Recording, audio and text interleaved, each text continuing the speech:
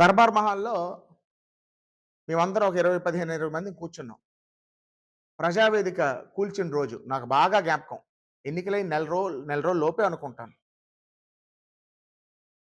అప్పుడు నేనన్నాను, ఈయన ఈ కూల్చడంతో మొదలుపెట్టాడు. ఎట్టి పరిస్థితిలో వచ్చే ఎన్నికల్లో రాణించడంటే మనోళ్ళే. మన తెలుగుదేశం నాయకులే చాలామంది నాతో ఉన్న చనువుతోని అవహేళన చేశారు. నాయనా 151 సీట్లొచ్చాయి. ఎక్కడ మనం మళ్ళీ అది ఎప్పుడు మనం కొట్టుకొస్తామంటే చూడండి.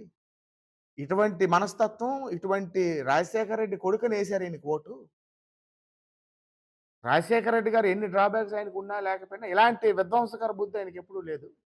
ఆ ప్రజావేదిక అనేది కొన్ని వేలాది, లక్షలాది కుటుంబాలకి ఊరట కల్పించినటువంటి వేదికది. మేము ప్రత్యక్షంగా చూసాం. లక్ష్మణరెడ్డి గారు నన్ను అడగండి. మేము చెప్తాం. కొన్ని వేలాది మంది అక్కడ కడుపు పేదోళ్ళొచ్చి అన్నం తినేవారు. ఎన్నో సమస్యల్ని వినతి పత్రాలు చంద్రబాబు నాయుడు గారు స్వీకరించేవారు. రాష్ట్ర అభివృద్ధికి ఎన్నో అభివృద్ధి సంక్షేమ కార్యక్రమాల రివ్యూ మీటింగులతోన ప్రాజెక్ట్స్ శాంక్షన్ చేయించేవారు. ఆయనే ఆయనే మరో విధంగా దాన్ని ఉపయోగించుకోవచ్చు. పాలనకి, ప్రజాపాలనకి వినియోగించుకోవచ్చు.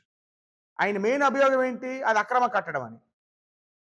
అది దాటి ఉన్నటువంటి చంద్రబాబు నాయుడు గారి నివాసాన్ని ముట్టుకోలేదు. అది ఇంకా ఏటొడ్డు. అక్రమ కట్టడం అయితే చంద్రబాబు గారి నివాసం ముందు అక్రమ కట్టడం. అదేంటంటే ఇది విధ్వంసకర సాడిస్టిక్ మెంటాలిటీతో. మీకు తెలుసా ఈ రోజుకి కూడా ఆ డెబ్రిస్ అక్కడే ఉంది. అంటే రోజు చంద్రబాబు నాయుడు గారు బయటికెళ్ళినప్పుడు ఆ డెబ్రిస్ చూడాలి.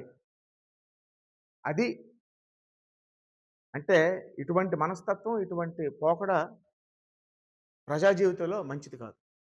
అదే ప్రజలు ఒక అనూహ్యమైనటువంటి తీర్పు ఇవాళిచ్చి ముఖ్యంగా మన ప్రధానమంత్రి గారు నరేంద్ర మోడీ గారిని ప్రధాని చేసుకోవడానికి ఒక బ్రహ్మాండమైనటువంటి బహుమతిని మన రాష్ట్రం ఒక ముఖ్య పాత్ర పోషించబోతుంది. అది చాలా చాలా సంతోషకరం.